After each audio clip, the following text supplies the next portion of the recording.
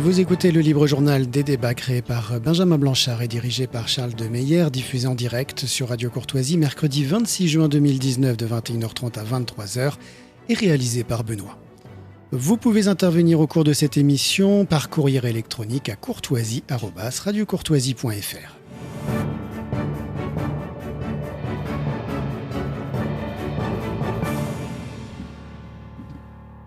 Bonsoir amis auditeurs de Radio Courtoisie, ravi de vous retrouver pour ce nouveau Libre Journal des débats, dirigé ce soir par Charles de Meyer. Nous allons avoir un programme extrêmement chargé ce soir. Tout de suite, Steven Gunnell par téléphone, ou du moins dans quelques instants, nous présentera son dernier projet de film.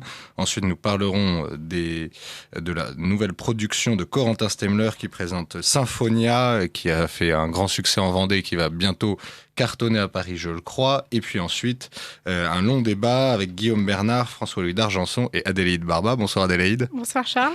Adélaïde est un peu impressionnée ce soir, c'est sa première fois sur Radio Courtoisie et évidemment, nous la fêtons puisque nous avons besoin de nouveaux chroniqueurs tous les jours dans notre bonne radio. Nous saurons la soutenir. Et nous avons dès à présent Steven Gunnell par téléphone. Steven, est-ce que vous m'entendez ?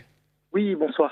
C'est un grand plaisir de vous avoir. Alors, est-ce que, avant même de parler de votre projet, vous pourriez nous dire quelques mots sur votre métier ? Qu'est-ce que c'est qu'être réalisateur ? Je crois qu'on peut le dire, notamment pour des sujets chrétiens. On peut dire que vous êtes inspiré par votre foi dans votre travail au XXIe siècle aujourd'hui. Écoutez, en ce qui me concerne, les choses se sont faites de façon assez providentielle. Je suis issu d'une famille d'artistes à la base. Un papa musicien, une maman danseuse. J'ai toujours voulu faire du cinéma.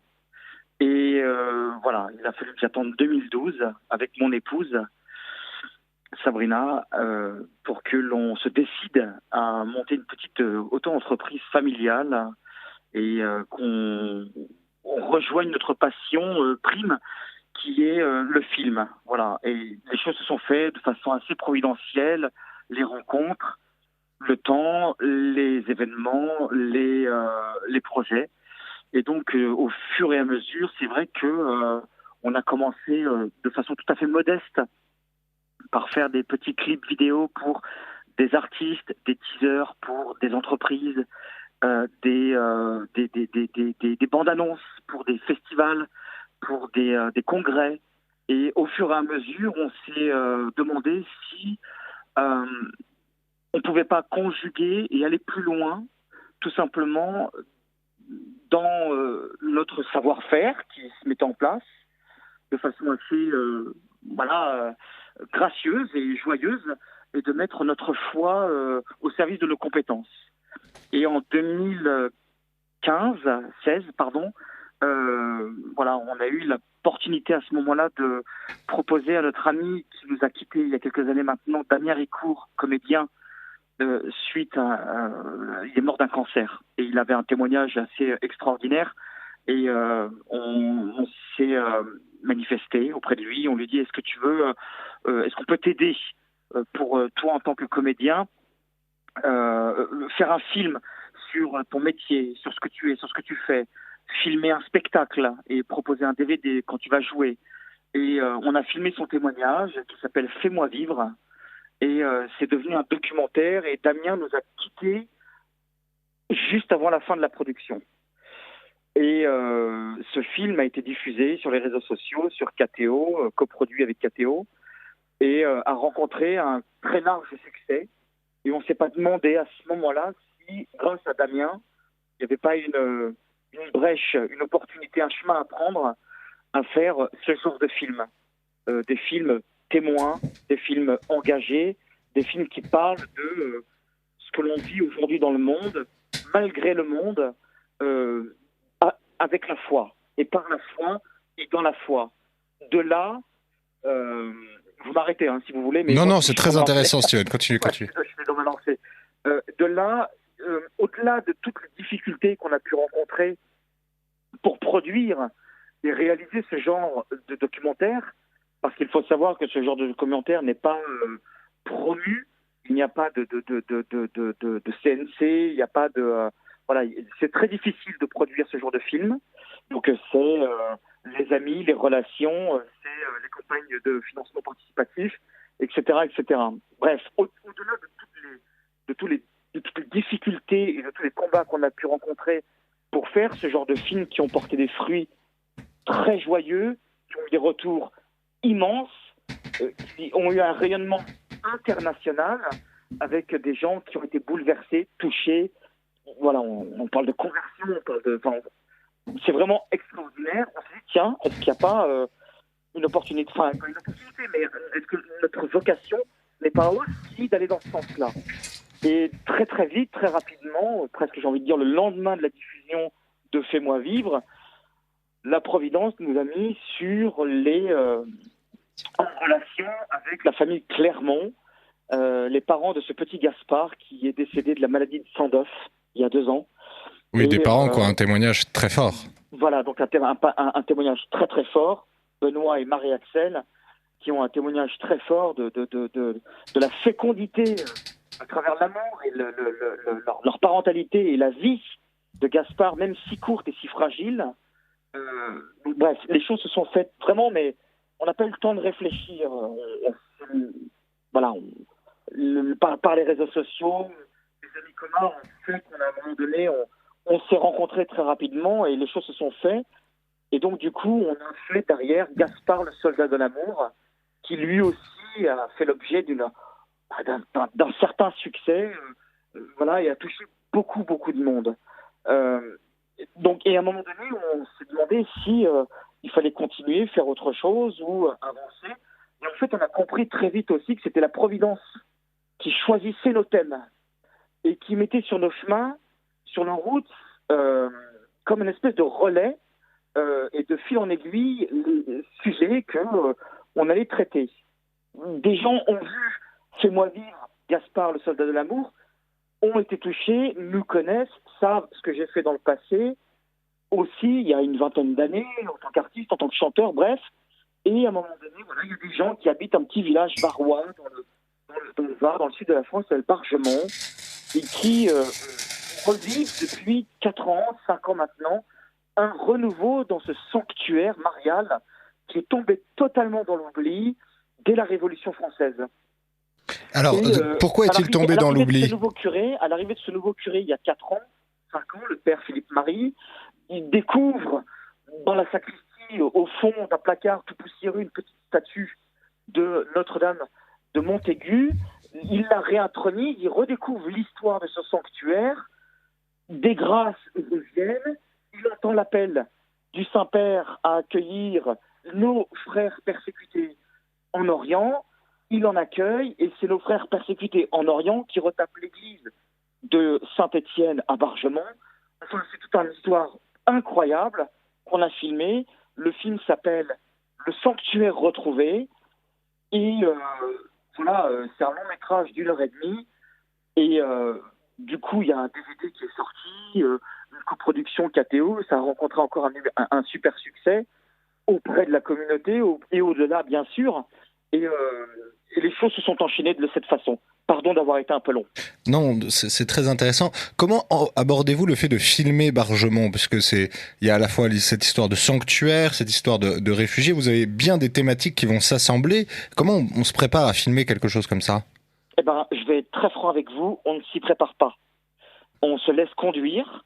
On rencontre d'abord les antagonistes, le père curé, les Irakiens, les bénévoles de l'association de Notre-Dame de Bargemont. Ils sont une 20aine. Dedans, il y a un miraculé, 2, je dirais même, de grandes maladies et de grands accidents. Il y a des bénévoles qui viennent apprendre à nos frères d'Orient le français, le social, qui les nourrissent, qui les habillent, etc. On rencontre toutes ces personnes, on découvre l'histoire de ce sanctuaire, parce qu'il y a quand même une histoire qui n'est pas rien et qui n'est pas neutre, à travers un livre qui s'appelle le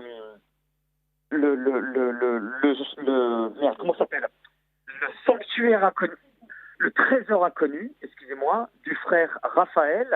Donc là, on est en 1740 quelque chose, et on découvre que avant Lourdes, avant la Salette, avant le Lot, avant Cotignac, avant plein d'autres endroits d'apparition de grâce extraordinaire, il y a eu Notre-Dame-du-Lot, qui a été, à un moment donné, à travers une histoire extraordinaire, Notre-Dame de Bargemont, pardon, le lieu de pèlerinage central, au point même que le roi Louis XIII, à l'époque, a dû faire des réformes et organiser les mouvements de pèlerinage tant il y avait de monde. Et ceci pendant presque 250 ans. On parle de résurrection, on parle de maladies incurables, guéries, on parle de miracles prodigieux. Et il y a eu la Révolution française, et du jour au lendemain, tout s'est arrêté après que ce sanctuaire ait été complètement rasé.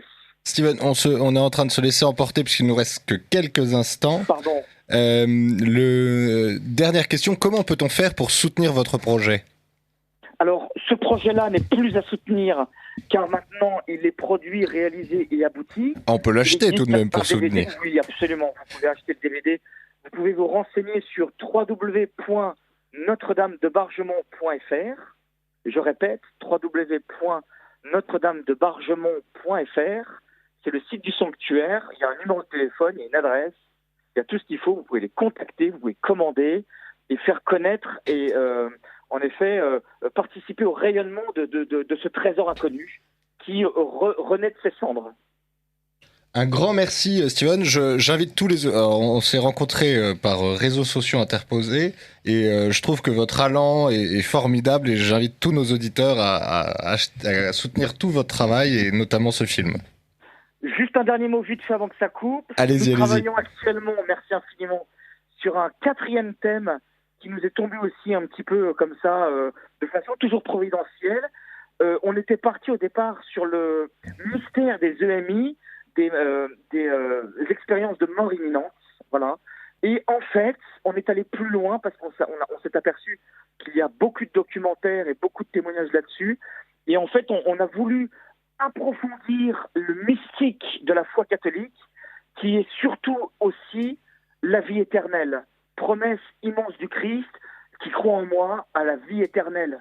Et donc, on est en train de faire un film qui s'appelle Aeternam, qu'on coproduit avec KTO. On a la chance d'avoir peut-être 2 grandes fondations qui nous soutiennent. Voilà, on a commencé la production, on a un casting extraordinaire. On est en pleine production. Le film sera diffusé à la Toussaint le 1er novembre sur KTO. Vous pouvez nous soutenir en recherchant Créa Filmmakers sur les réseaux sociaux. Peut-être rentrer en contact avec nous. Le financement n'est pas terminé. On a besoin de soutien. Voilà. Toutes mes félicitations et tous mes encouragements. Merci infiniment. Vous êtes à l'écoute de Radio Courtoisie, le libre journal des débats dirigé ce soir par Charles de Meyer. J'ai le plaisir et l'honneur de recevoir maintenant François Devoyer qui s'occupe du Cercle Audace et Adélaïde Barba de la Cocarde étudiante. Nous allons entamer notre conversation du soir, puisque l'idée n'est pas tellement de faire un débat comme on l'appelle dans les médias du système, mais plutôt de converser pour savoir ce que nous pouvons chercher pour 2022, quelle est la meilleure méthode que nous pouvons avoir pour continuer à exister politiquement. Aujourd'hui, 2 grandes thématiques s'affrontent. En réalité, cela ne date pas complètement d'aujourd'hui, on en discutera peut-être. Face à Emmanuel Macron, qui ressemble au parti central, beaucoup cherchent à comprendre s'il faut lui opposer une union des droites, nous en discuterons, ou une union des antilibéraux. Certains diraient que de toute façon la droite est par essence antilibérale et qu'elle ne fait que revenir là à ses origines. D'autres, au contraire, y trouveraient une opposition datée et qui méconnaît les évolutions politiques récentes, rappelant en somme que nous ne sommes plus à la fin du 19e siècle et que ces distinctions n'ont que peu de prix. Évidemment, Guillaume Bernard nous évoquera le sujet dans quelques minutes, mais la première question que j'ai à vous poser, François et Adélaïde, c'est est-ce que pour vous cette question se pose dans ces termes ou est-ce que le sujet du débat est mal posé ? François. Bonsoir Charles. Merci, je commence donc. Ce n'est pas du tout galant, on me force à commettre un impair d'entrée de jeu. Je crois qu'elle est bien posée, mais elle est insuffisante. Enfin, il y a énormément de façons d'aborder cette question du clivage politique. Je trouve que l'union des droites, pour être rapide et succinct, est un préalable indispensable. Je pense qu'il faut effectivement le voir comme une étape, pas du tout une fin en soi, comme une étape nécessaire, j'allais dire particulièrement à droite. Si on était à gauche, les choses se verraient autrement, parce que il y a eu des querelles de chapelle particulièrement violentes ces dernières décennies à droite, et donc je pense qu'il est indispensable de les régler avant d'espérer parler à tous les Français. Il ne faut pas se tromper dans la temporalité du combat politique. On fait souvent le second tour à la place du premier, et parfois même dès les primaires on fait une campagne de second tour, comme l'avait fait Nicolas Sarkozy en 2017, ce qui a expliqué à mon avis en partie sa chute. Donc cette union des droites est indispensable, elle n'est pas suffisante. Quant au clivage libéral antilibéral, finalement, je trouve qu'il recouvre assez bien la question de la droite et de la gauche.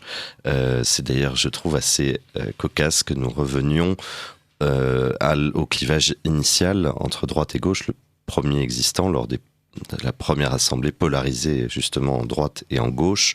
Eh bien, sous la Restauration et la monarchie de Juillet, il y avait effectivement une gauche qui s'apparentait au libéralisme et une droite qui s'apparentait à l'antilibéralisme. Le problème, c'est que ce clivage, à mon sens, n'est pas forcément compréhensible pour une immense majorité des Français. Voilà en quelques mots l'essentiel de ce que j'aurais souhaité apporter pour éclairer un peu ce sujet. Adélaïde, est-ce que vous pensez que la question est bien posée ? Je pense en fait que l'union de la droite sera vaine du moment que les partis politiques ne se rassembleront pas autour d'une table et parleront concrètement de la question du libéralisme. Je pense que depuis déjà plusieurs années, en effet, les partis de droite se divisent sur cette question, et pourtant le libéralisme a façonné, la question du libéralisme a façonné la vie politique depuis la fin du 18e et le début du 19e. Et aujourd'hui, on voit au sein de la droite un clivage, et c'est ça qui est finalement très intéressant, c'est que le clivage libéraux-antilibéraux ne se manifeste pas que dans tous les partis, que dans toute la vie politique française, mais il est également présent au sein de la droite. Et on l'a très bien vu au lendemain des élections européennes, avec notamment l'intervention de Geoffroy Didier qui m'a particulièrement marquée. Quand il a expliqué... Vous êtes bien la seule à être marquée par Geoffroy Didier autour de cette table. Il a un charisme assez extraordinaire. Le lendemain des élections, il a quand même désavoué le premier parti, la tête de liste des Républicains, en disant que les 8% étaient dus au conservatisme sociétal de François-Xavier Bellamy. Et on voit bien que l'aile gauche des Républicains s'apparente être une aile libérale d'un point de vue sociétal et fait popote auprès de Macron au lendemain des élections européennes. Donc pour moi, en effet, aujourd'hui, le clivage gauche-droite est dépassé, puisqu'il y a des multiples problèmes qui touchent la sécurité, l'identité, la civilisation. Et finalement, ce clivage libéraux-antilibéraux peut répondre à ces problèmes-là.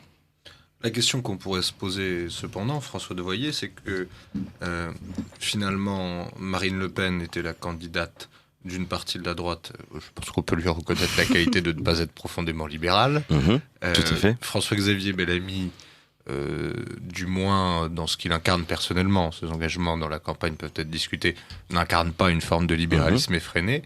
Est-ce que finalement l'antilibéralisme ne l'a pas emporté à droite dans ce qui est proposé au grand public dès maintenant ? Sur le fond, oui.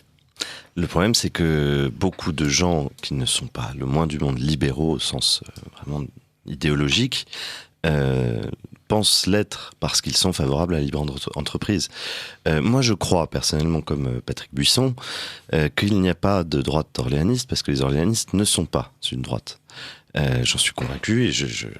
Mais l'ennui, c'est que le libéralisme, c'est un des mots les plus piégés de la sémantique politique. C'est vraiment, si on veut exploser très rapidement, on emploie le mot libéralisme, ils en ont parlé, quoi. C'est vraiment, ça finit toujours très mal.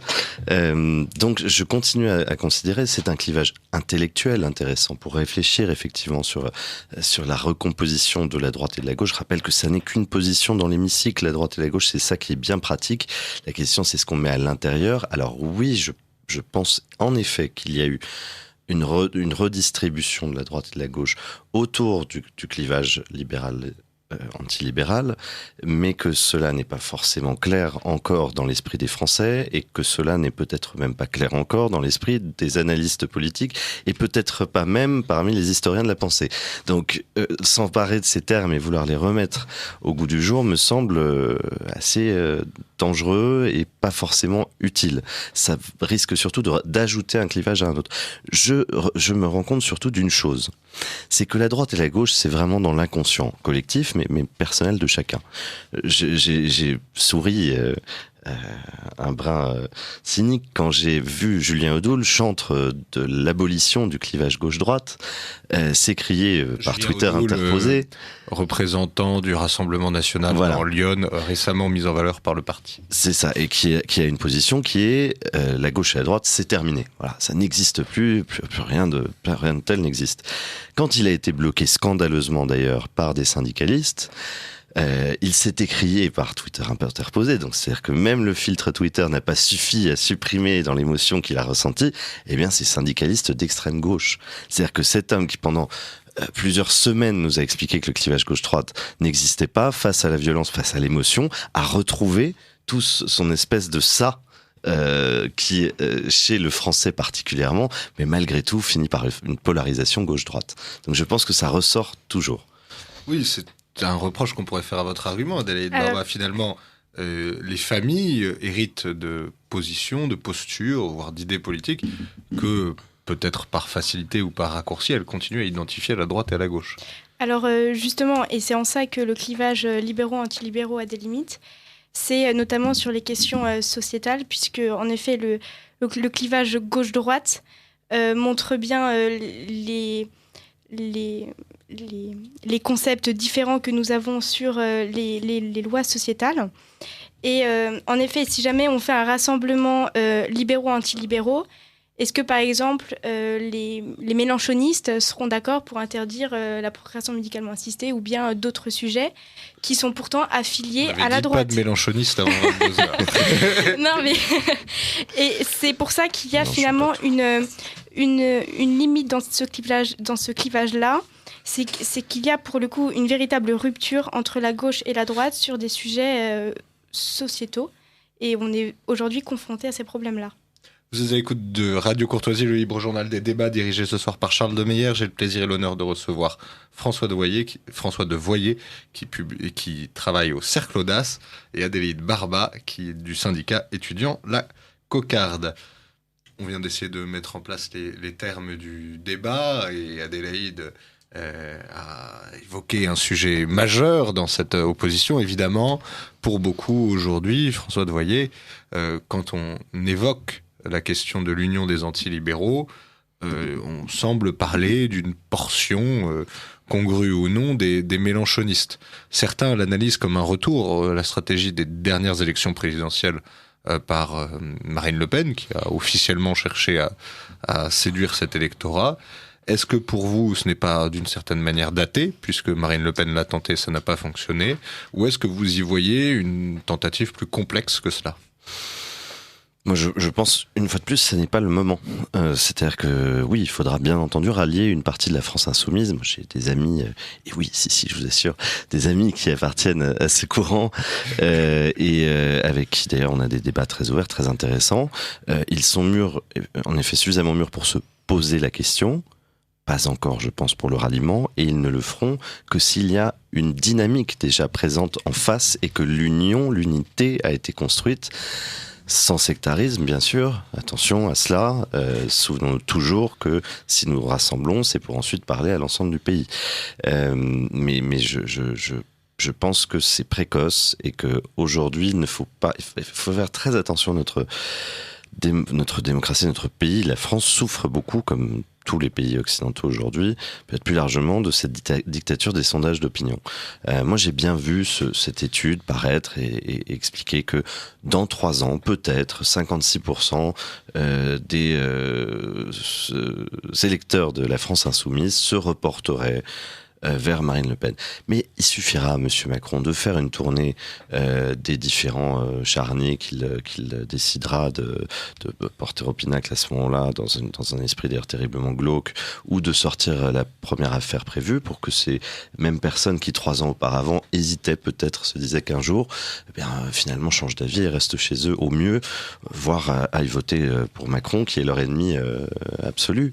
Donc je pense qu'il faut raisonner avec ce qu'on a sous les yeux. Ce qu'on a sous les yeux, c'est qu'il y a très peu de reports de voix aujourd'hui. C'est que il y a en revanche toute une droite orpheline, toute une droite qui ne s'est pas déplacée d'ailleurs pour les élections. Je parlais avec différents élus de l'Ouest parisien. Ils se sont rendus compte que l'abstention était plus forte parce que beaucoup d'électeurs fouillants, on a oublié de le dire, ont refusé de voter cette fois. 20 millions de Français d'ailleurs ont refusé de voter. Tout à fait, bien sûr. Parce que c'est d'ailleurs un sujet fondamentalement dramatique. Parce qu'on n'est même plus dans un positionnement sur l'échiquier politique. Là, on est vraiment dans l'abandon total et beaucoup de Français sont désabusés. Mais donc voilà, faisons avec ce qu'on a. On a un créneau aujourd'hui incroyable grâce aux résultats des élections européennes qui s'ouvrent pour une union, pour une alliance en tout cas. Je n'aime pas le mot d'union, mais pour un dialogue entre les différents courants de la droite. Profitons-en. Le sujet de la séduction, de l'apprivoisement de l'électorat de la France insoumise viendra après, à mon avis, viendra plutôt très tard. Adélaïde Barba, est-ce que vous êtes dans la même temporalité que François Devoyer ? Alors, déjà, je suis étudiante à Tolbiac, donc j'ai côtoyé beaucoup de personnes mélenchonistes et autres. Et c'est vrai que quand je parle avec eux, alors bizarrement, il y en a certains qui sont ouverts et d'autres qui sont très fermés. Et quand j'essaie de parler de mes opinions et qu'on a des débats, c'est vrai qu'ils comprennent le report de voix pour le Rassemblement national, notamment à travers la question de l'euroscepticisme, du souverainisme, du protectionnisme.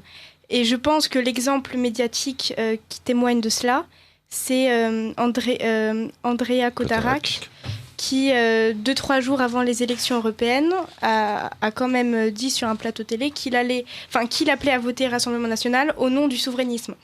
Donc en fait, ce qui pourrait en effet plaire à l'électorat de gauche mélenchoniste, c'est bien le côté, tout ce qui est axé sur l'économie.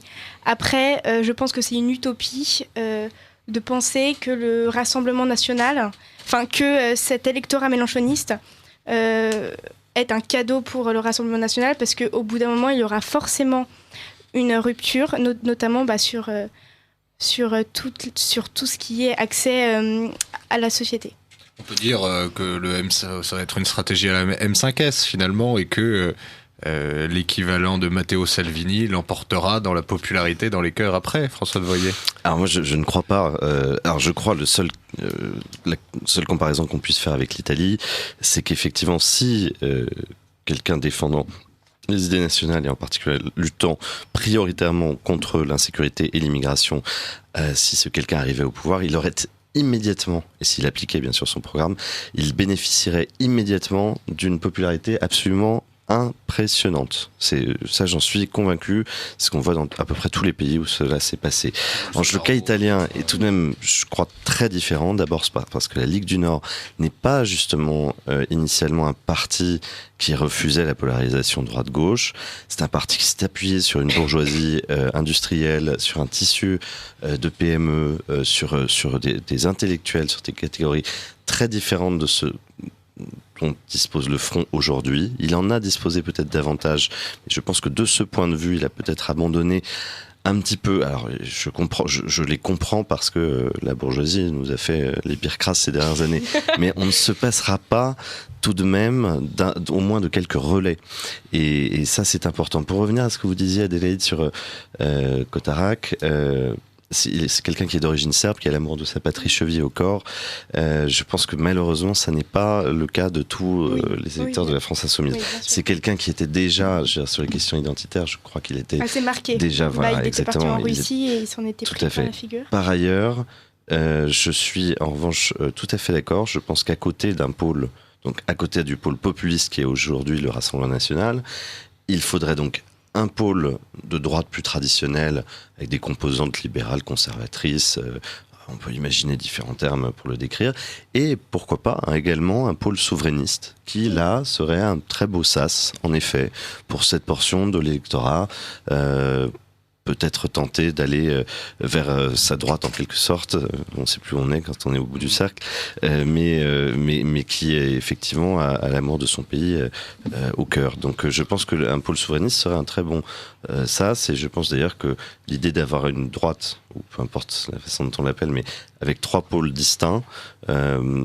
est assez saine. Et je l'appelle des mes voeux. Alors chez les souverainistes, ça va être encore plus compliqué que dans la droite traditionnelle, parce que tout le monde se tire dans les pattes de façon plus virulente encore que chez les conservateurs. Donc c'est pas gagné. Que le souverainisme. Mais nous faisons une petite interruption sur notre débat politique. Nous allons nous faire une capsule culturelle avec Corentin Stemler. Bonsoir Corentin. Bonsoir. Alors, que venez-vous nous présenter ce soir ? Je crois que vous avez un spectacle tout frais, tout nouveau, du moins pour les Parisiens, puisqu'il a été joué récemment, dont vous voudriez nous parler. C'est ça, et c'est la semaine prochaine, ça s'appelle Symphonia à l'épopée musicale. C'est un grand spectacle qui a été monté par 90 jeunes artistes qui viennent de Vendée, qui sont des jeunes qui se sont lancés cette année dans ce projet qui est un peu entre l'opéra, la comédie musicale, le théâtre, et qui réunit des comédiens, des choristes, des musiciens, des danseuses dans un grand spectacle sur l'histoire de la musique. Ça s'appelle Symphonia à l'épopée musicale, et c'est joué les 4, 5, 6 juillet de la semaine prochaine au Palais des Congrès d'ici à Issy-les-Moulineaux. Alors au milieu de la production culturelle protéiforme parisienne, pourquoi singulièrement aller voir Symphonia ? Alors parce que Symphonia, je pense que c'est un spectacle qui fait du bien, c'est-à-dire que non seulement vous passez une bonne soirée, parce que c'est un spectacle assez coloré, avec de la musique, de la danse, mais c'est surtout un spectacle avec un message fort, un message de transmission, d'héritage, de civilisation, qui met en valeur notre patrimoine musical, notre patrimoine européen musical, et puis aussi qui vient balayer 4 siècles d'histoire de la musique, en réactualisant un petit peu toute une partie de la musique qui est très connue par certains, mais totalement méconnu par d'autres, que ça soit Rameau, Bach, Vivaldi, et qui va jusqu'à la musique de film et de comédie musicale aujourd'hui, sans pour autant mélanger les genres et dire que tout se vaut, mais en montrant que dans chaque époque on peut trouver de belles perles dans notre culture musicale qui ont été composées par des personnes qui mettaient vraiment toute leur âme dans leur art, avec une certaine forme de recherche de transcendance, et notamment on laisse une belle part à la musique sacrée pendant toute la première partie du spectacle, parce qu'on a un patrimoine de musique sacrée extrêmement riche, et en le redécouvrant, non seulement on redécouvre de belles choses, mais on redécouvre aussi que on a une société qui est profondément marquée quand même par nos racines chrétiennes, et que on ne peut expliquer finalement notre culture artistique et notre histoire que par cet attachement et ce lien qui a longtemps régné sur notre civilisation. Est-ce que vous pourriez nous faire un peu la genèse du projet ? Je crois que beaucoup des comédiens sont bénévoles. Comment est-ce que l'idée est née ? Alors j'ai eu cette idée il y a un peu plus d'1 an maintenant, après 10 ans de bénévolat pour ma part au Puy du Fou, et déjà quelques pièces de théâtre que j'avais pu présenter sur cette antenne et qu'on avait déjà joué avec des comédiens. Et j'ai réuni du coup presque cette centaine de jeunes à qui j'ai promis un grand projet qui était porteur de sens et qui les marquerait artistiquement, humainement, intellectuellement. Donc ils sont tous bénévoles. Mais on a travaillé toute l'année pour présenter un spectacle qui soit le plus professionnel possible, avec énormément de répétitions, et ça porte ses fruits parce qu'on l'a joué déjà en mars, en avril, en réunissant plus de 3000 spectateurs, et ça a cartonné.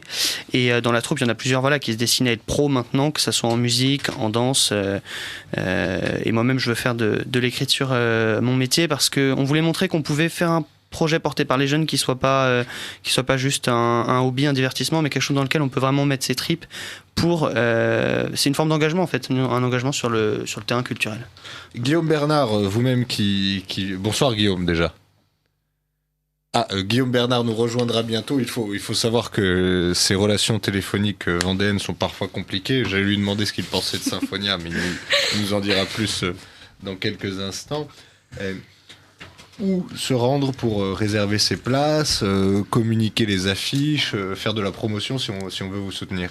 Alors, vous pouvez aller sur Internet, vous tapez Symphonia 2019 et vous tomberez sur notre site Internet. Voilà, vous aurez en plus quelques images du spectacle, quelques informations et la billetterie. Et n'hésitez vraiment pas à en parler autour de vous, à diffuser l'information, parce que c'est organiser un spectacle aussi gros, c'est forcément un pari assez risqué. Et voilà, les réservations marchent bien, mais on a besoin que le spectacle fasse du bruit. Comme on joue sur une période très courte, sur les 4, 5, 6 juillet, sur 3 jours, on fait 4 représentations. Donc renseignez-vous sur Internet, Symphonia 2019, et puis parlez-en autour de vous. N'hésitez pas à venir accompagner. Vous passerez une belle soirée. En plus de ça, vous soutiendrez des jeunes qui ont fait un projet qui a du sens. Et puis voilà, moi je me souviens de cette spectatrice qui est venue me voir après les représentations en mars et qui est venue me remercier et qui avait quasiment les larmes aux yeux et qui m'a dit je vous remercie parce que bon, c'était un beau spectacle, mais surtout c'est un spectacle qui fait du bien à l'âme, quoi. Donc voilà, ça nous porte à continuer et à montrer ce spectacle au plus de monde possible. Et nous avons finalement Guillaume Bernard par téléphone. Guillaume, est-ce que vous m'entendez ? Je suis en ligne, cher Charles, absolument. Alors, je disais que en habitant vendéen, vous étiez couvert de spectacles, de pièces de théâtre, d'opéra. Vous ne saviez que faire de vos soirées entre tous ces choix. Est-ce que cependant, vous conseillez aux Parisiens d'aller à la rencontre de l'équipe de Symphonia et de se rendre à ce spectacle ? Oui, évidemment, je le fais avec une entière bonne conscience, avec un enthousiasme, parce que j'ai eu l'occasion de voir à plusieurs reprises ce spectacle qui a été monté par toute une équipe de jeunes sous la férule de Corentin Stemler, et je dois dire que j'ai été estomaqué par le résultat.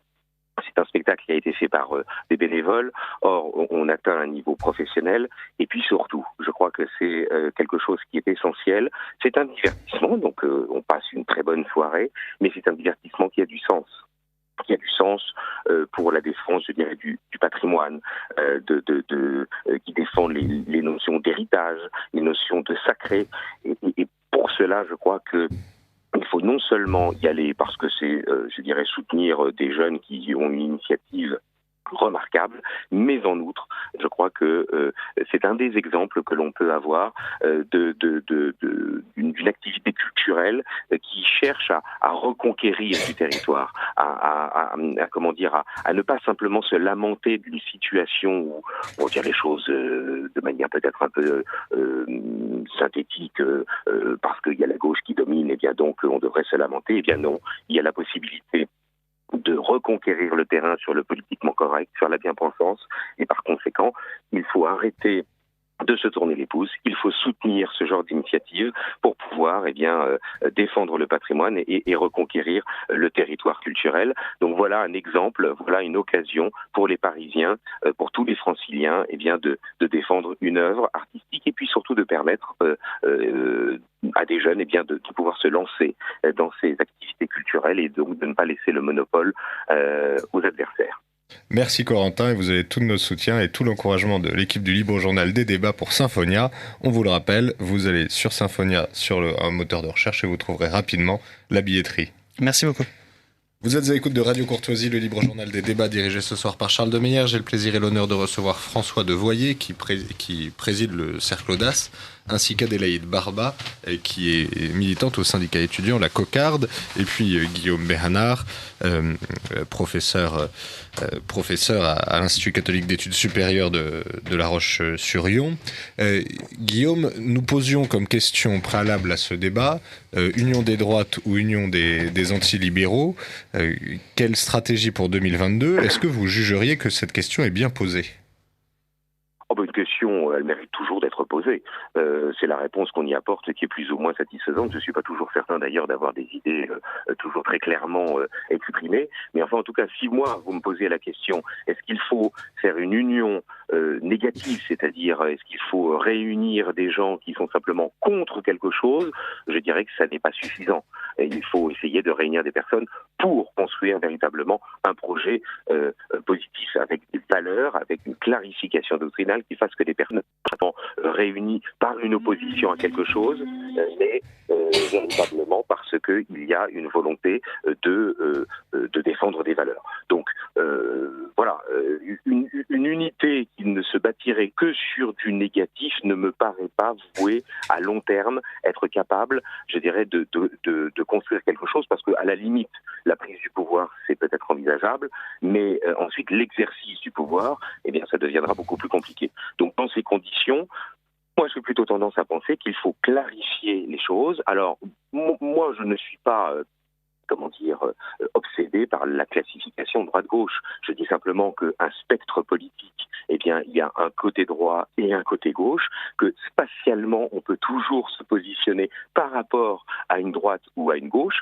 Là, en l'occurrence, pour ne rien vous cacher, la fenêtre est à ma droite et non pas à ma gauche, et que donc, par conséquent, voilà, c'est un moyen d'analyse du spectre politique, de l'établissement des forces politiques, de l'état des forces politiques, et que donc c'est un instrument qui permet de se positionner, de déterminer vis-à-vis de qui on est plus proche ou vis-à-vis de qui on est plus éloigné. Donc oui, l'unité de la droite me paraît être quelque chose de souhaitable pour construire une dynamique contre Emmanuel Macron, mais encore faut-il que cette unité de la droite, elle se repose sur une clarification doctrinale, sur des valeurs communes, et pas simplement sur un rejet de telle ou telle position, idée ou de tel ou tel sentiment.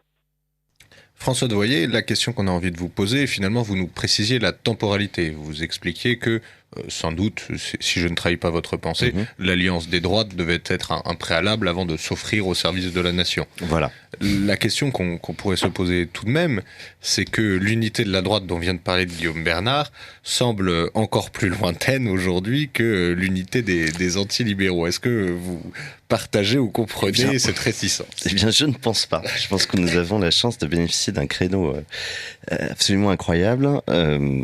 J'ai vu quelques armes sortir récemment, mais aucun coup de feu tiré, et au contraire je trouve que il y a des potentialités depuis cette défaite des Républicains aux Européennes qui ne s'étaient jamais offertes auparavant, et je pense que ceux qui, d'ailleurs, comme Guillaume Bernard ou d'autres prônent l'union des droites depuis longtemps, doivent connaître un sentiment de soulagement, de n'être plus des Cassandres, et donc c'est une belle nouvelle. Je vous donne un exemple parce que j'y étais, c'était hier soir. Il y avait un dîner organisé, non dissimulé, avec Marion Maréchal et des parlementaires, les Républicains. Je pense que c'est quelque chose qui était inimaginable. C'est-à-dire quelqu'un présent qui avait plutôt dans les 60 ans était très ému. Il disait, mais ça fait 30 ans que j'attends ça, que j'attends de voir des élus en place qui publiquement acceptent d'échanger, de converser, de réfléchir à des stratégies d'opposition ponctuelle. On ne parle pas d'alliance, on ne parle pas de grands mouvements de masse, on ne parle pas de mécanique d'appareil, mais il y a eu effectivement d'évoquer des sujets qui, je crois, transcendent la droite, la question de l'immigration, la question de la sécurité, la question de la privatisation d'ADP, la PMA, Aéroport de Paris, pardon. Attention aux sigles. La question de la procréation médicalement assistée. Je crois que la droite, c'est un peu, c'est la France qui a pleuré devant l'incendie de Notre-Dame. Elle se retrouve peut-être plus facilement que jamais, parce que elle a eu beaucoup de raisons de pleurer ces dernières années, et peut-être que si l'on fait bien attention, si l'on ne se tire pas dans les pattes et si on évite les querelles de clocher et de chapelle, eh bien, après avoir longtemps pleuré, on aura peut-être une occasion de fêter une grande victoire. Guillaume Bernard, est-ce que vous partagez cette confiance dans la dynamique que François Devoyer nous partage ? Oui, moi, vous savez que j'ai défendu l'idée du mouvement d'Extrogir, je la maintiens, cette idée, c'est-à-dire qu'à partir du moment où le socialisme s'est trouvé disqualifié avec la chute de l'Union soviétique, désormais la pression idéologique ne vient plus par la gauche, mais elle vient désormais par la droite. Encore faut-il que on identifie que les personnes soient clairement, je dirais, situées, dans leur positionnement idéologique, qui n'est pas simplement, je dirais, un positionnement sur le spectre politique à droite, mais qu'on soit véritablement de droite. Et donc, par conséquent, oui, je pense effectivement que c'est désormais la droite qui a les blancs. Alors, il y a plusieurs éléments que je peux peut-être apporter au débat. Le premier élément, je crois que on aurait tort de s'imaginer que les partis politiques actuels soient dans la capacité, les uns ou les autres, de se passer des autres composantes.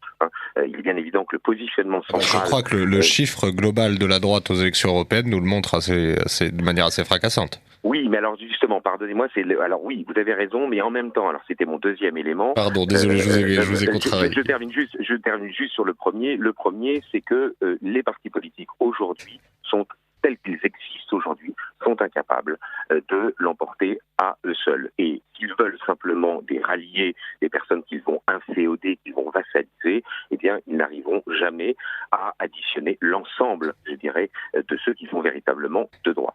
Donc, il va falloir imaginer autre chose, il va falloir imaginer d'autres structures politiques. Celles qui existent aujourd'hui ne sont évidemment pas suffisantes. Le deuxième point, c'est ne pas confondre l'idéologique et le sociologique. C'est le fait que, il y a incontestablement, je dirais, une mouvance, un courant qu'on va qualifier par simplification de conservateur, qui représente bien plus que les 8,5% que François-Xavier Bellamy a réalisé aux européennes. Et donc je crois qu'il faudrait ne pas commettre une erreur qui consisterait que, oui, comme vous le dites, si on additionne les résultats aux européennes, on est aux alentours de 30 ou 33% pour la droite. C'est un étiage relativement bas. Et je pense qu'en revanche, on est beaucoup plus proche de 40 et 45, sans même, je dirais d'une certaine manière, véritablement créer une nouvelle structure politique qui serait capable de réunir ces éléments-là. Et par conséquent, il faut également donc ne pas confondre l'idéologique et le sociologique. On peut parfaitement envisager de capter des électeurs qui sociologiquement se retrouvent à gauche, sans pour autant se donner idéologiquement à la gauche. Voilà. Ça, c'est le deuxième élément qui me paraît important. Donc, premier élément, les partis politiques ne sont pas aujourd'hui, sont des structures dépassées. Il y a un rejet de la part des électeurs des partis politiques tels qu'ils existent aujourd'hui, et jouer au petit jeu des vases communicants en piquant des voix aux uns et aux autres, ça ne crée pas une dynamique.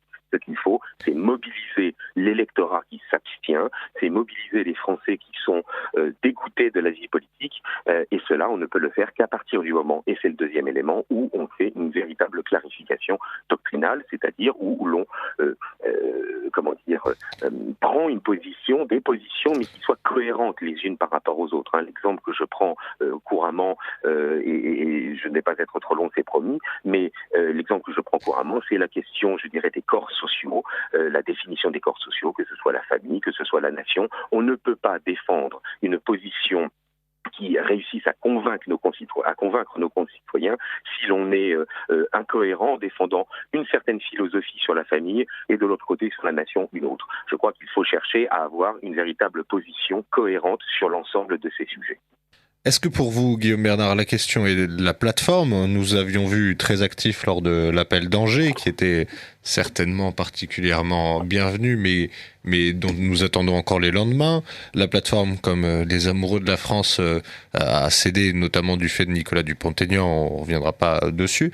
Est-ce que pour vous, c'est davantage la dynamique ou la plateforme qui est prioritaire aujourd'hui ?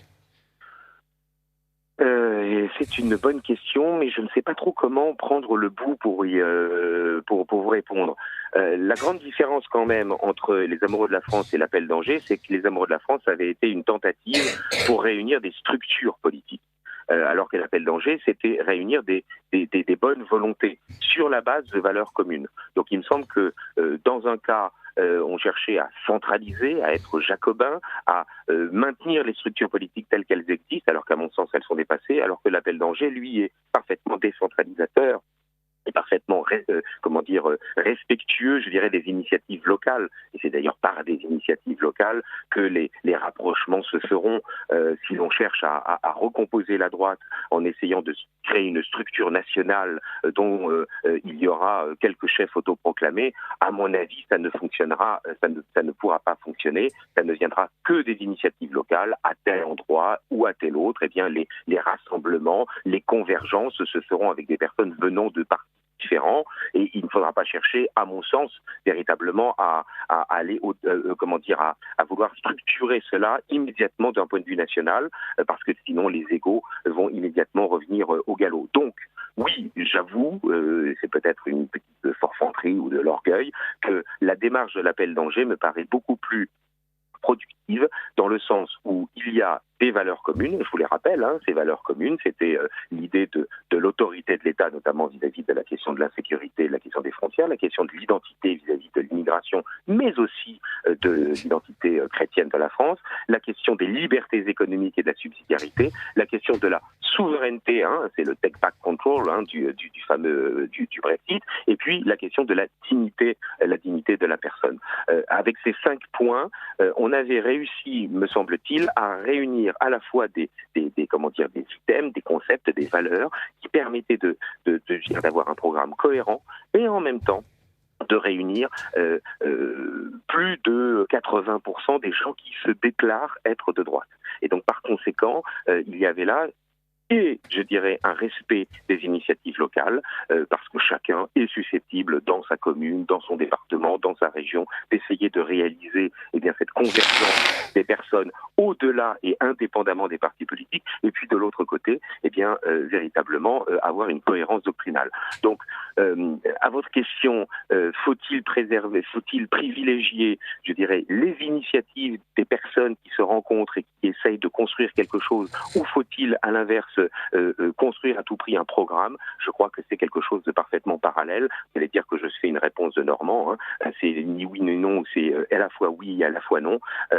Ces deux éléments doivent marcher de concert, ce sont les deux jambes.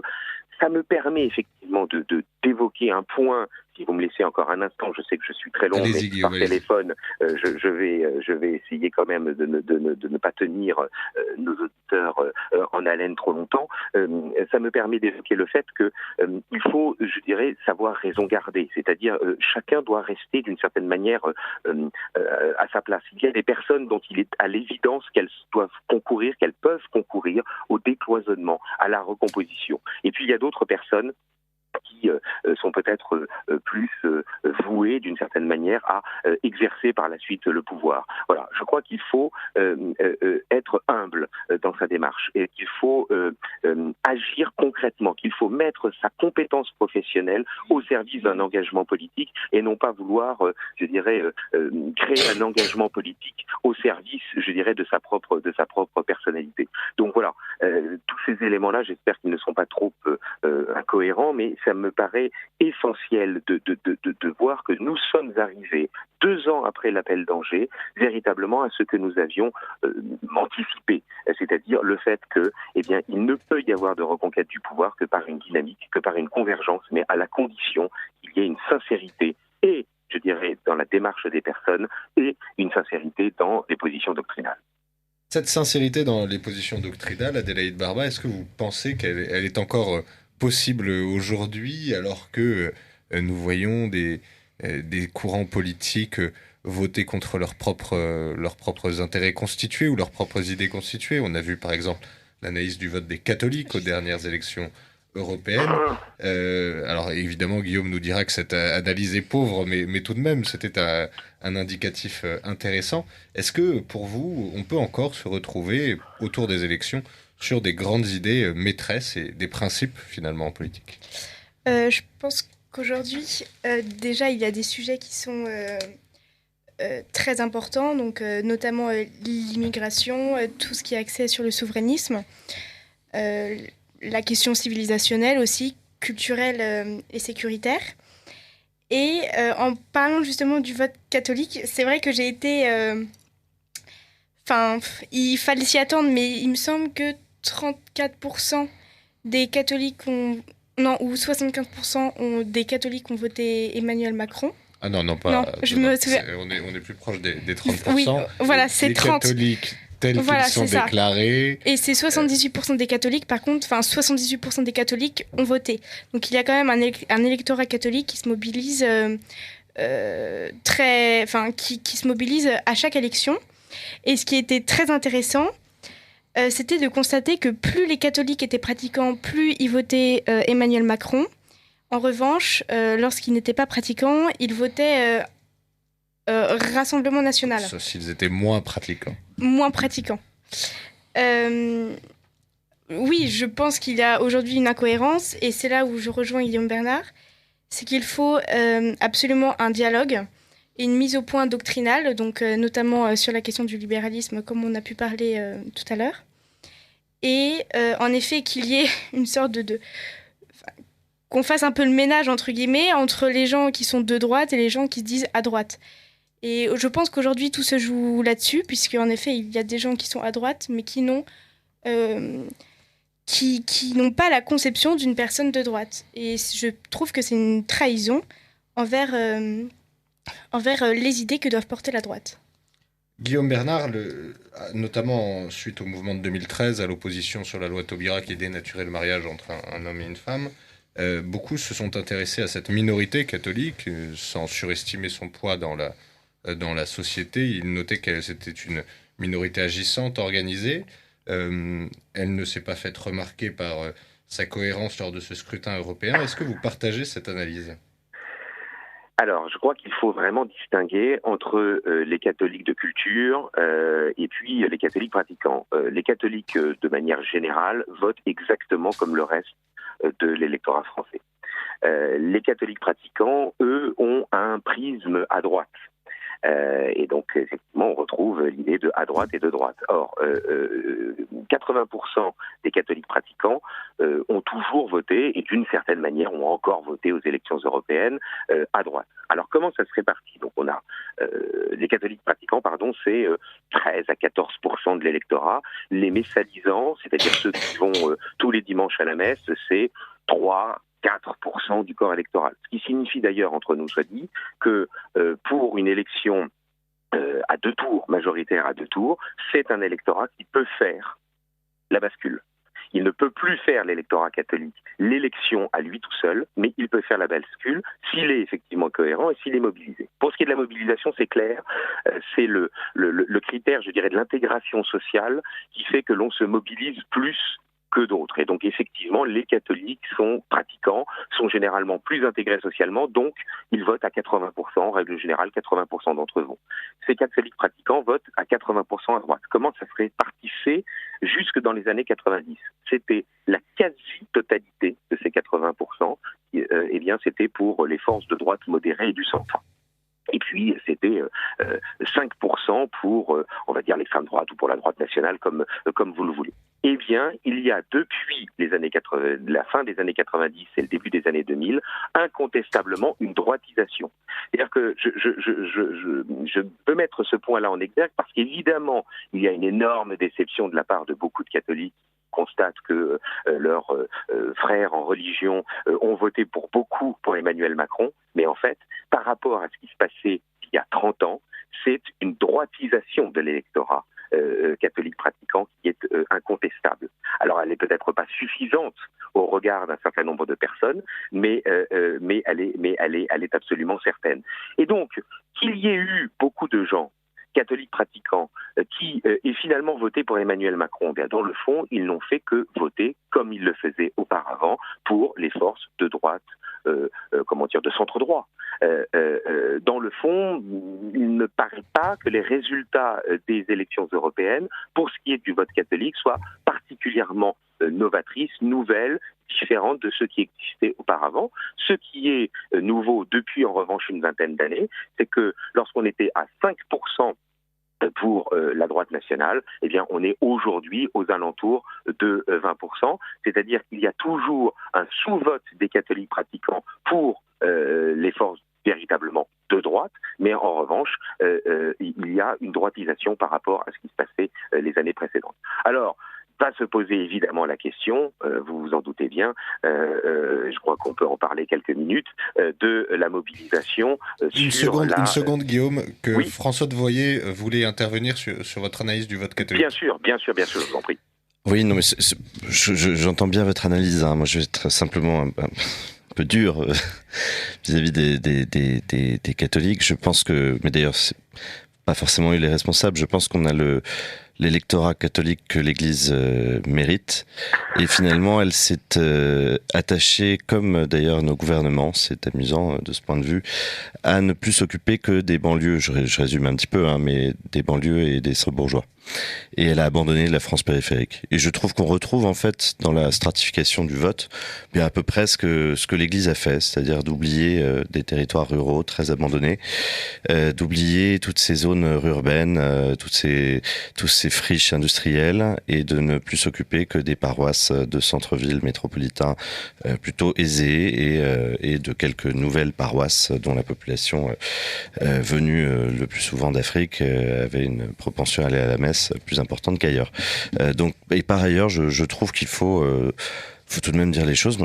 Macron a de façon artificielle recréé le parti de l'ordre parce que certains ont vu des poubelles brûler à quelques centaines de mètres de chez eux au moment des Gilets jaunes, mais je pense que c'est un vote traître, voilà, comme il l'a déjà été à d'autres élections, et qu'il ne faut peut-être plus la patience qu'on a eue pendant des années à l'égard de ces catholiques, qui ne sont souvent que des catholiques de parvis, puisqu'ils n'appliquent rien de ce qui fait leur foi en dehors justement de leur petit foyer rétréci et de l'église où ils font leur mondanité le dimanche. Voilà. Je suis un petit peu dur. Je sais que je vais pas forcément me faire des amis, mais je trouve que c'est important de le rappeler parce qu'on est passé, en fait, vous parliez de l'électorat catholique, s'il était cohérent et s'il était mobilisé, il n'est ni cohérent ni mobilisé, et aujourd'hui il est en réalité complètement schizophrène. Voilà. Je trouve. Je suis tout à fait d'accord avec ce que vient de dire François. Notamment, je vais plutôt axer sur le vote catholique des personnes âgées. Et c'est vrai que dans ma famille, je le vois bien. Il y a quand même beaucoup de personnes âgées d'à peu près 70-80 ans, oui, qui ont voté Macron aux européennes. Parce que déjà, il y a eu les Gilets jaunes. Et finalement, quand on dit que le Rassemblement national a gagné ces élections, je ne pense pas que ce soit vrai. Je pense que finalement, c'est Emmanuel Macron qui a gagné ces élections grâce aux Gilets jaunes. Et toutes les personnes... les retraités ont vu Macron comme le sauveur et comme le représentant du Parti de l'Ordre. Et c'est vrai que je connais quand même beaucoup de catholiques de 60-70 ans qui croient d'ailleurs en l'Union européenne parce qu'ils sont nés, ils ont vécu cette période. Il faut dire que leurs paroisses leur ont seriné exactement pendant des années. Voilà, il y a eu cette utopie de l'Union européenne va vous sauver, il n'y aura pas de troisième guerre mondiale. Et aujourd'hui, on constate bien que les personnes âgées, et notamment les personnes âgées catholiques, se rassemblent plus derrière un Emmanuel Macron plutôt que derrière Marine Le Pen. Je profite j'ajoute juste une petite chose. Le plus grand enseignement, je trouve, des européennes, c'est qu'il vient consacrer peut-être le plus grand clivage français aujourd'hui, qui est celui qui est le clivage générationnel. 47% des électeurs de Macron, plus de 65 ans. La moyenne d'âge des électeurs d'Emmanuel Macron aux européennes, c'est 60,3 ans. C'est effrayant. C'est-à-dire qu'on a vraiment le vote des boomers, le vote de cette génération. Il faut expliquer ce que sont les boomers. Effectivement, c'est la génération du baby-boom. Alors bien sûr, je parle de génération, pas d'individu. Je fais bien la distinction. Ne vous sentez pas visés pour ceux qui appartiennent à cette génération parmi les auditeurs. Mais effectivement, globalement, c'est, j'allais dire en termes de mentalité de génération, comme on parlerait des millennials, pardon pour le terme, mais qui sont cette génération des années 2000, susceptibles de changer très facilement de travail, etc., et de ne pas s'impliquer pleinement et de ne pas s'engager. Bien, la génération du baby-boom a tout de même finalement profité du meilleur des 30 glorieuses, du meilleur de l'immigration, du meilleur des aides sociales, du meilleur des déficits publics qu'on laissait filer, et nous laisse à nous, la génération suivante, tout un monde malheureusement très abîmé, une France en tout cas très abîmée. Et c'est vrai qu'on se rend compte qu'au lieu d'avoir des remords, de changer de position, eh bien cette génération continue massivement à voter pour Emmanuel Macron, pour ceux qui détruisent le pays, qui divisent le pays. Donc c'est particulièrement irritant. Si je peux me permettre, vous êtes là pour ça. Ces personnes-là, justement, voient tout sous un prisme économique. Et l'économie doit être le sujet suprême. Et finalement, tout ce qui touche à la société, et notamment à l'immigration, ils s'en fichent un peu, excusez-moi du terme, mais je trouve ça déroutant parce que finalement, il n'y a pas ce coup de la transmission, puisque ces personnes, dans 20 ou 30 ans, ne seront plus là. Et il n'y a pas cette notion d'héritage, de transmission d'une France en paix, en sécurité.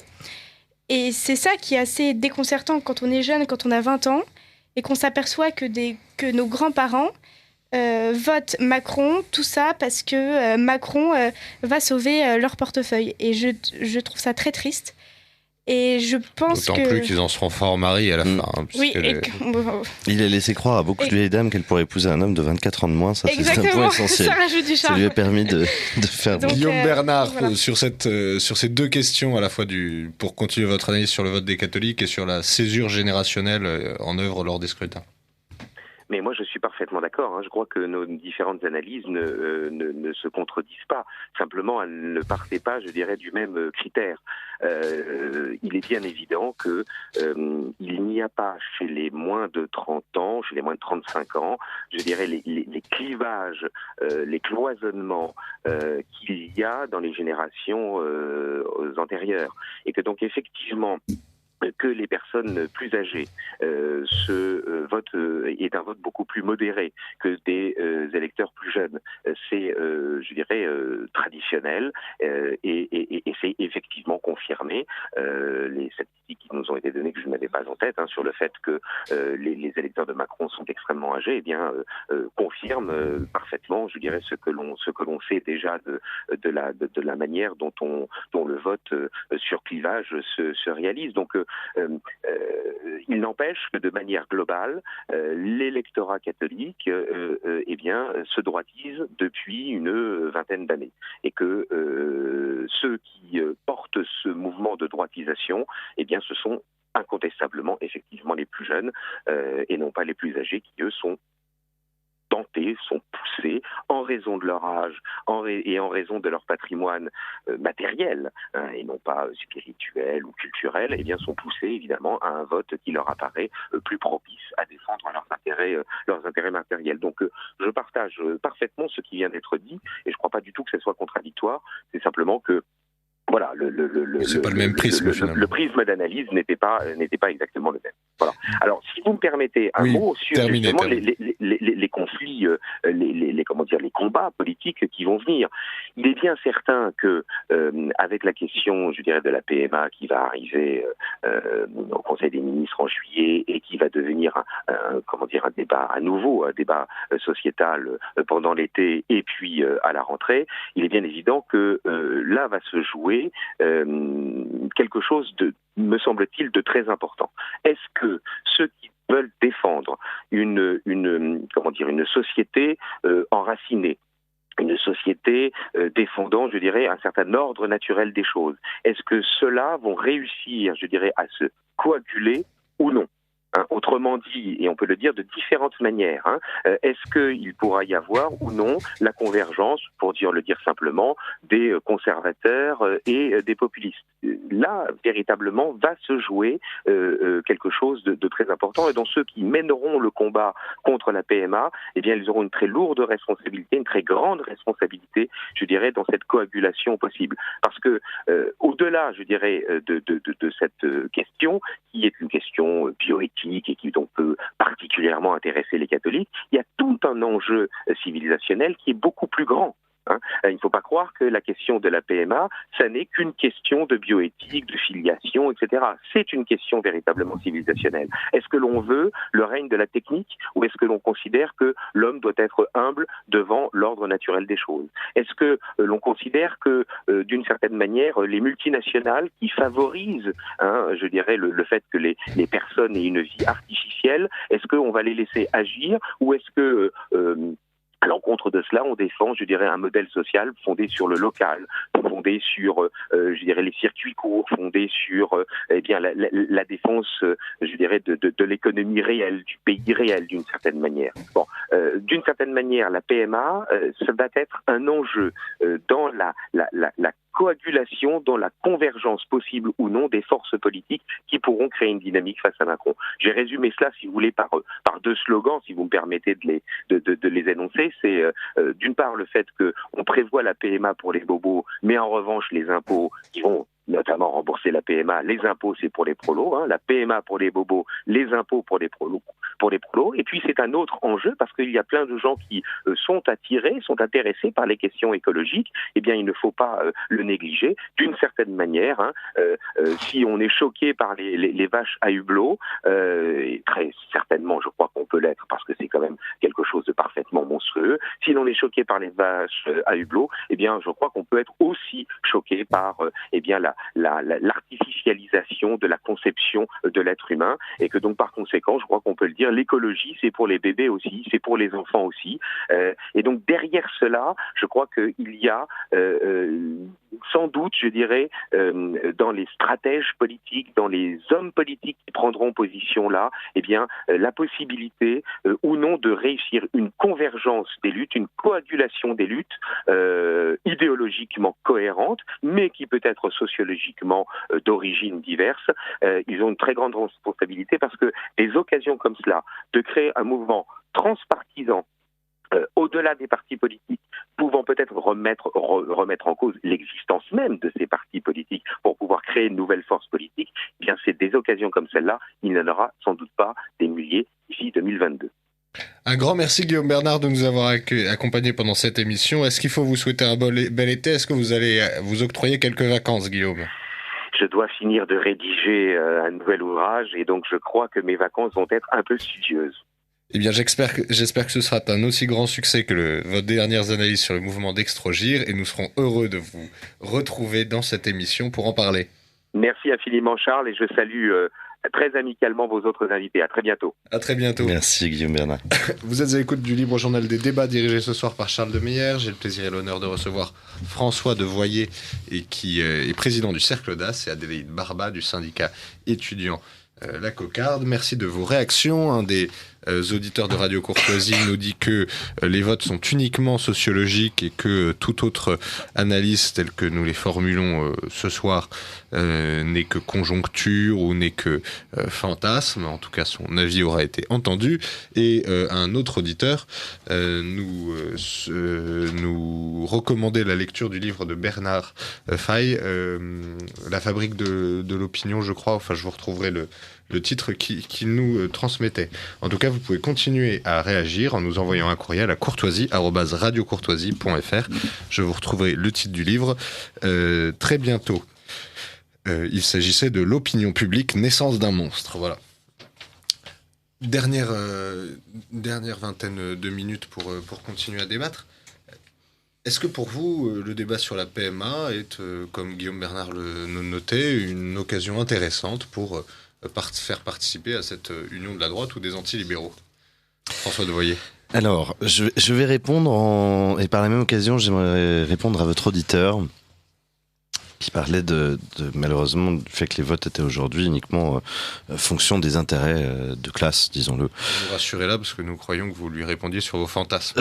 Voilà. Donc, je pense qu'il a raison.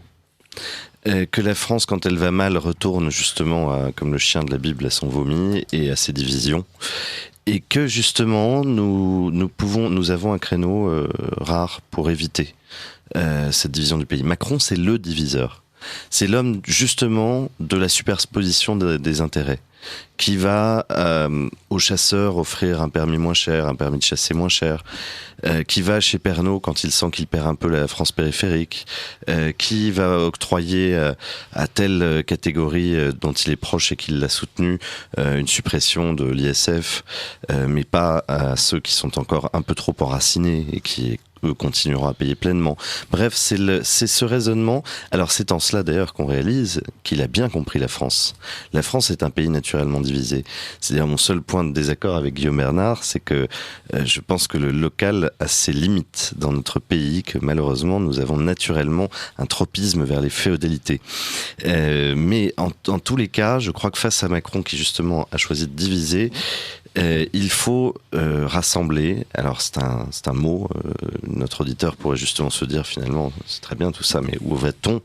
Cela veut dire agir, et je pense que le temps de l'action effectivement est venu. Je pense que la droite a suffisamment pensé, les Républicains n'ont pas pensé, mais la droite elle en général a beaucoup pensé, et que le temps de l'action, le temps de la volonté, le temps de l'engagement est venu, et je pense qu'il y aura, moi je suis convaincu qu'il y aura différents projets à la rentrée. Vous êtes en train de nous annoncer quelque chose, François? Non, je le sens parce que je rencontre, comme vous, j'imagine, Adélaïde, comme vous aussi Charles, d'autres responsables associatifs, également des responsables politiques, d'anciens responsables politiques, et je pense que nous sentons tous en ce moment enfin une volonté d'agir. Et ça c'est très rassurant. Et j'aimerais dire, pour éviter cette France divisée en conflit d'intérêts, eh bien justement, il faut des projets rassembleurs, il faudra aussi des incarnations, je dis bien des incarnations, pas une seule, mais plusieurs personnes qui peuvent d'abord rassembler la droite, puis rassembler au-delà. Je pense que c'est essentiel de ne pas rentrer dans le jeu de la lutte des classes. La lutte des classes existe, c'est bien malheureux. Moi, je suis marxien, pas marxiste, c'est-à-dire l'analyse est bonne, mais justement, le rôle du politique, la noblesse du politique et de la politique, c'est justement de recolmater les brèches sociales qui existent. Adélaïde Barba, à l'instant, François Devoyer nous parle du temps de l'incarnation, de la nécessité de l'incarnation. Est-ce que pour vous, c'est un temps? Et est-ce que, à la cocarde, on penche... Est-ce que votre cœur balance plus d'un côté que de l'autre dans ces possibilités d'incarnation? Pas du tout. Enfin, moi...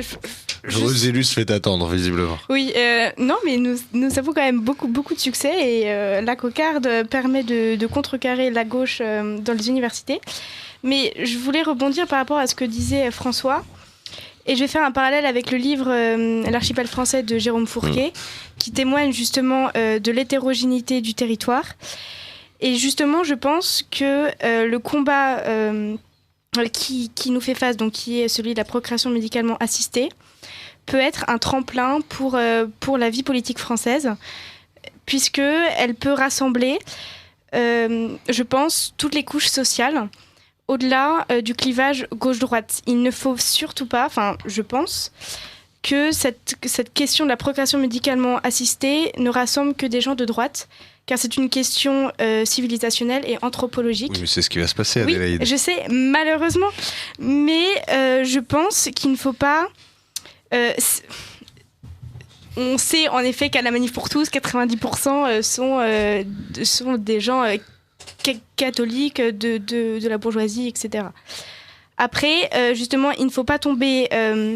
Enfin, je pense qu'il faudrait être plus ouvert, parce que si jamais on reste dans cet entre-soi, et ben justement, finalement, on peut se dire que c'est Macron qui gagnera, parce que comme vous l'avez dit, Charles, Macron est un diviseur. Et cette question de la procréation médicalement assistée, elle est politique certes, mais elle est également civilisationnelle et anthropologique. Et les questions anthropologiques ne sont pas réservées qu'aux gens de droite. Est-ce que tout le monde est concerné. Parce qu'on a vu, suite à la Manif pour tous, beaucoup de mouvements essayer de travailler à ce genre de pont. On peut penser à ce qui s'est passé du côté de Limite, de tous ceux qui ont cru à la défense d'une écologie intégrale. Oui, l'écologie, oui. On voit qu'aujourd'hui, les unions qu'ils ont réussi à provoquer sont peau de chagrin. Est-ce que pour vous, il y a des idées, des méthodes pour que cela fonctionne ? Je pense que je fais très gauchiste si jamais je dis ça, mais je pense qu'il faut beaucoup de dialogue. Il faut pas... C'est ça le problème dans nos milieux de droite. Je pense qu'on fait beaucoup d'entre-soi, et c'est pas comme ça qu'on gagnera. Alors certes, il faut un dialogue au sein de la droite, un dialogue doctrinal. Pour moi, c'est fondamental. On ne peut pas défendre un programme si le programme n'est pas homogène. Et au-delà de cette mise en point, il faut dialoguer avec les gens qui ne pensent pas comme nous. C'est très difficile, bien sûr. Mais moi qui suis confrontée à ça à l'université, quand je suis à Tolbiac, que mes professeurs écrivent en écriture inclusive, qu'il y a des... Même que votre président d'université est un gauchiste militant. Oui, non, mais exactement. Qu'il y a des assemblées non mixtes, non racisées. On se dit, oui, il faut agir, mais il faut aussi comprendre pourquoi ces gens-là font ces démarches-là. Et donc, oui, je pense qu'il faut sortir de notre entre-soi, dialoguer, et la question de la PMA, justement, serait un bon moyen. Est-ce que vous pensez à l'opportunité de ce moyen, François Devoyer ? Alors, j'ai un petit désaccord, c'est que je trouve que la droite pratique beaucoup moins l'entre-soi que la gauche. Mais oui. Voilà, mais je suis tout à fait d'accord, il faut dialoguer. Pour dialoguer, comme son étymologie l'indique, il faut être deux. Et par exemple, je pense que limite, que l'on citait tout à l'heure et que j'ai suivi avec énormément d'attention et beaucoup de bienveillance, a oublié qu'ils n'avaient plus d'interlocuteurs là où ils jetaient leur ligne. Voilà. Et c'est bien dommage, parce que justement, ils avaient un positionnement très intéressant. Ça, c'était un petit aparté. Sur la PMA... si je vous dis ce que je pense sincèrement, c'est que le combat va être plus que difficile. On peut même se dire qu'il est perdu, et je pense qu'il aura beaucoup de mal à parler à l'immense majorité de la population. Autant le mariage était quelque chose qui restait dans la mentalité collective, qui a permis de mobiliser aussi bien les provinces, alors certes dans des catégories sociales relativement homogènes, mais pas tant que cela. Il y a des gens qui sont venus tout de même de toute la France au moment de la Manif pour tous. La PMA, c'est compliqué parce qu'en réalité, ça ne concerne qu'une toute petite catégorie privilégiée, urbaine, et avec souvent très déracinée. Donc j'ai peur malheureusement que l'écho dans l'ensemble du territoire soit très très très faible. Allez, Adélie Barba, vous vouliez réagir ? Oui, alors moi en fait j'ai deux incertitudes concernant ce débat sur la procréation médicalement assistée. Le premier, c'est sur la mobilisation des catholiques, puisque comme on l'a vu tout à l'heure, 38% des catholiques ont voté pour Emmanuel Macron aux européennes. Est-ce que ces catholiques vont vraiment se mobiliser aux prochaines manifs pour tous, en sachant qu'ils ont voté pour un candidat qui défend depuis sa campagne présidentielle la PMA. Donc là, il y aura vraiment une incohérence que je trouve totalement incroyable. Et si jamais ces catholiques ne se rassemblent pas à la manif pour tous, je pense qu'on perd en crédibilité. Voilà. Ensuite, comme François, je pense en effet que le combat contre la PMA sera très compliqué. Voilà, ça, je pense que c'est incontestable. Après, oui, je pense que la GPA suivra, mais est-ce que la société se mobilisera plus pour la GPA ? Je pense. Parce que la GPA, il y a quand même beaucoup de féministes. D'ailleurs, l'association Oser le féminisme le dit bien dans le 5e point de son programme. Je l'ai lu avec attention. Cette association disait bien qu'elle était absolument contre la gestation pour autrui. Donc je pense que la question de la GPA va être beaucoup plus clivante pour la société. Un auditeur nous dit qu'il est effaré par notre a priori sur la génération des baby-boomers. Elle dit « Je suis moi-même une baby-boomeuse et connais énormément de personnes de mon âge, aisées grâce à une vie laborieuse, qui ont aussi à cœur de transmettre à leurs enfants leur patrimoine spirituel et matériel. Sachez aussi ce que nous avons fait en grand nombre, vécu parcimonieusement pour que nos enfants en profitent. Ce procès est très injuste et blessant. » Si je peux répondre, j'ai bien dit, il y a des individus, j'ai bien précisé que je parle en termes de génération. Je veux dire, malheureusement, c'est difficile de ne pas faire ce constat objectif. La génération du baby-boom, bien sûr, personne ne dit qu'elle n'a pas travaillé.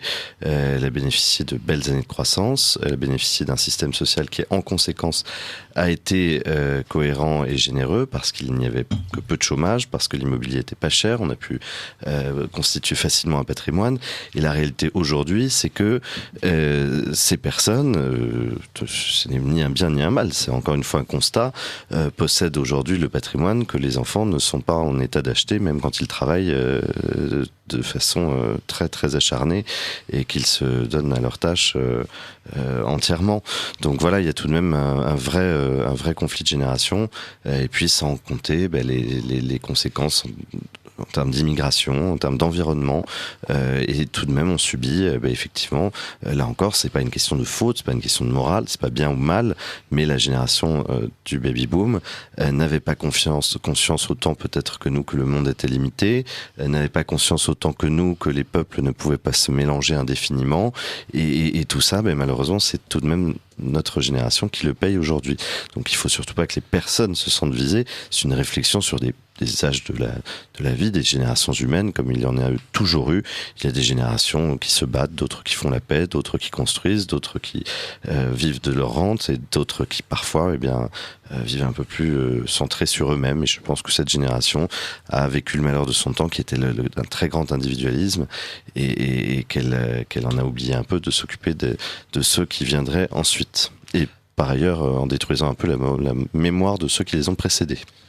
Dernière question, puisqu'il nous reste 4 minutes entre vous. Qu'est-ce que vous espérez pour septembre ? Là, on sait que l'été est une période peu politique, peu propice à la politique en France, et finalement, c'est le seul mois de l'année où la France est épargnée par cette passion collective. En septembre, qu'est-ce que vous espérez en termes d'union, soit des antilibéraux, soit de la droite ? Moi, en tout cas, j'aimerais bien que les fausses personnes de droite des Républicains partent, quittent enfin le navire, parce que je pense que le parti souffre énormément de ça. En plus des 8% de François-Xavier Bellamy, qui n'a pas été facile à vivre pour une partie des Républicains. Également, en septembre, je souhaite une mobilisation massive à la Manif pour tous. Enfin, je pense en effet que la Manif aura lieu à la rentrée. Du moins, ce serait cohérent. Ensuite, pourquoi pas... Depuis le passage médiatique de Patrick Buisson sur LCI, j'attends de savoir son dialogue avec Éric Zemmour. Donc voilà, c'est ça ma rentrée idéale pour 2019. Et vous, François Devoyer ? Ah, ma rentrée idéale. D'abord, ce serait d'avoir des grandes vacances. Vous imaginez, à partir de 18 ans, on sait plus ce que c'est que les grandes vacances. Oui, il faut dire que François est un travailleur acharné, lui aussi. Exactement. Et donc, moi, j'espère d'abord que l'étape de coordination qui a lieu actuellement va se continuer, va perdurer. J'ai confiance que cette coordination ensuite engendrera des projets concrets de différents types dès la rentrée. Et j'appelle aussi les auditeurs, ceux qui les fréquentent, quand ces projets émergeront, à les rejoindre. Il faudra se mobiliser parce que des angles de tir comme celui dont on bénéficie aujourd'hui, je suis pas sûr qu'on en voit un dans les 10 années à venir. Voilà, il y a un créneau qui est incroyable. On est le symbole déjà à cette table de gens qui finalement travaillent de façon associative, bénévole. On est nombreux à se côtoyer, on est nombreux à le faire. Maintenant, il faut mettre cet engagement en commun et le diriger vers une noble cause. Adélie Barba. Oui, je voulais juste finir sur la capacité des jeunes aujourd'hui à se former en politique. Et je vais parler particulièrement de l'étudiant libre, parce que c'est quand même un magazine qui fait ses preuves aujourd'hui, qui permet de partager des concepts qui sont au cœur de notre vie politique.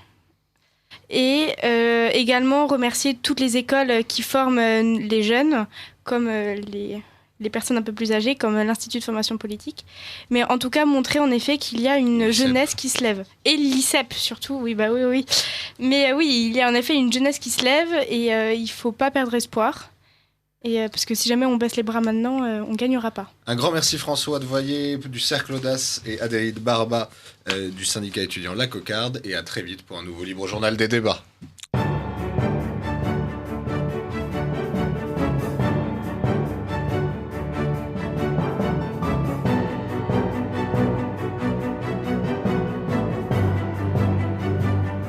Vous venez d'entendre le Libre Journal des débats créé par Benjamin Blanchard et dirigé par Charles de Meyer, diffusé en direct sur Radio Courtoisie mercredi 26 juin 2019 de 21h30 à 23h et réalisé par Benoît. N'oubliez pas que Radio Courtoisie est une radio culturelle associative. Afin de sauvegarder une indépendance absolue, Radio Courtoisie refuse toute ressource publicitaire. Radio Courtoisie ne vit que grâce à ses auditeurs. Aidez-nous à demeurer libres. Rendez-vous sur soutenir.radiocourtoisie.fr et accédez à l'ensemble de nos archives à partir de 5 € par an. Vous pouvez également envoyer votre chèque à Radio Courtoisie, 61 boulevard Murat, 75 016 Paris. Si vous le désirez, nous pouvons vous faire parvenir un enregistrement de ce libre journal. Commandez le CD-ROM pour le prix fond de port de 9 € ou 6 € seulement si vous êtes adhérent de notre association. Je vous rappelle notre adresse, Radio Courtoisie, 61 boulevard Murat, 75 016 Paris.